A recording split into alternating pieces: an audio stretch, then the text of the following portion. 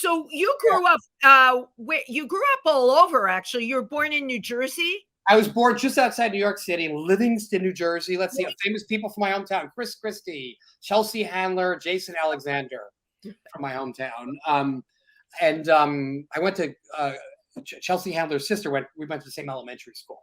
Okay. Anyway, so I grew up there, but my father was in the travel business, and we started off.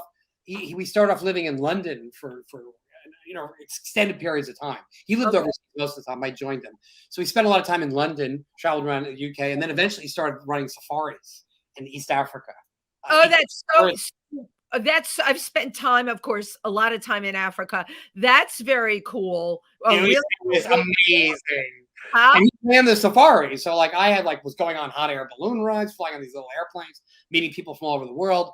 And he ran gay tours. He ran, tours for Saudi Arabia. So, famous actors, Jack Lemmon, Michael Crichton, National Geographic. I mean, he just loved anybody who was weird. He was your dad really ran what we would call high-end tours. Can you say the name of the travel company?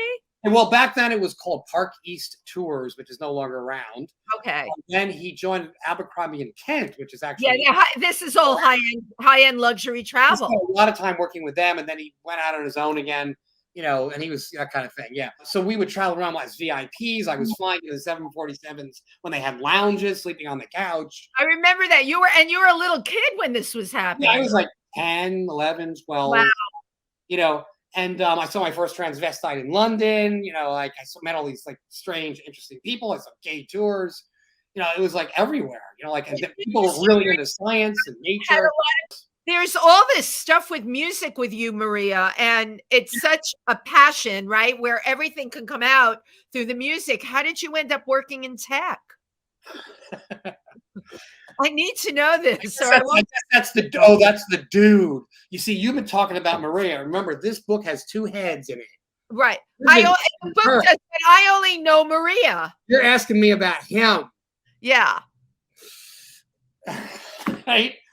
I was always into I loved technology. Think about me playing the piano. In order for me to play the piano and do what I did, I needed to learn how to read the notes and the scales. Yeah, of course. I was always I immediately picked it up. I picked up math and all that stuff so easily. So you're math oriented too, of course. I was lucky to get that. So, and I think what interested me in technology back then was the people that were interested in it were smart. I liked smart people. Yeah, you like smart. I still do. There's still, even though as much as I hate technology and I work in it today, I do like going to lunch with tech people sometimes. Well, because you can have those conversations. They are very smart, and they talk about not just, Bitcoin, but the economic conditions and the financial forces and their, what's the future of society. And they love Star Trek, and they're talking about, power and over decades. And I love that kind of stuff.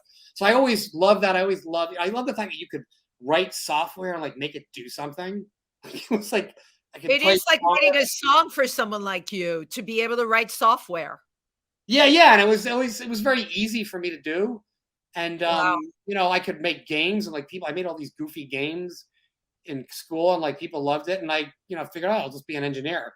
And I got an engineering degree, and I worked as an engineer because it was easy. Jesus. It was really easy. It was just tedious.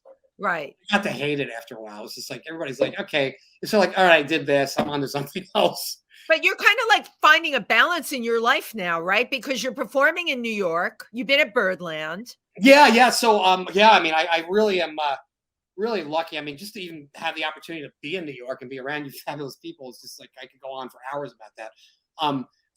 And so when I came here, I I literally came here a year ago, December, just over a year. I know it's such a short amount of time, because when I first saw you at Nouveau Riche, I'm like, where has this person been hiding? Yeah, I just moved to New York in July. Wow. And, I came here just to visit a year ago, and then just had this epic week, and then playing with these amazing musicians. I ended up the end of my first week, I was playing with Billy Joel's original sax player, Richie Canada, at his jam.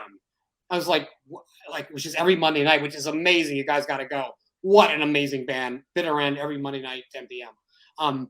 And so I'm just playing with all these amazing people, and I'm like, oh my God, San Francisco's dying. I got to move to New York. And then when I got here, I'm like, I'm going to get my musical produced. And then I ran into Jackson Sturkey. Right. I adore Jackson's been on the show. Another unbelievably musically talented person. Yes, it's childish and silly. If I don't have it, it'll kill me. The joy and the sorrow, looking forward to tomorrow. Just give me a chance. Yeah, so I ran into him a year ago. When I first got here, I didn't know anybody. I just literally showed up to Club Cummings. Oh my God. Well, you know what? You started at a good place. It's Alan Cumming. I knew enough to go there. Right. Somebody told me to go there. So I showed up there and I literally ordered a drink, and somehow 20 minutes later, I'm up on the stage playing piano. I don't even remember how it happened. Right. And next thing you know, they're like, oh, you got to come here tomorrow. And that's where I met Jackson to do this Broadway thing. Like, I don't really know any. I know a couple of Broadway songs. So I went there and they said, oh, it's Sondheim night. Sondheim had just died.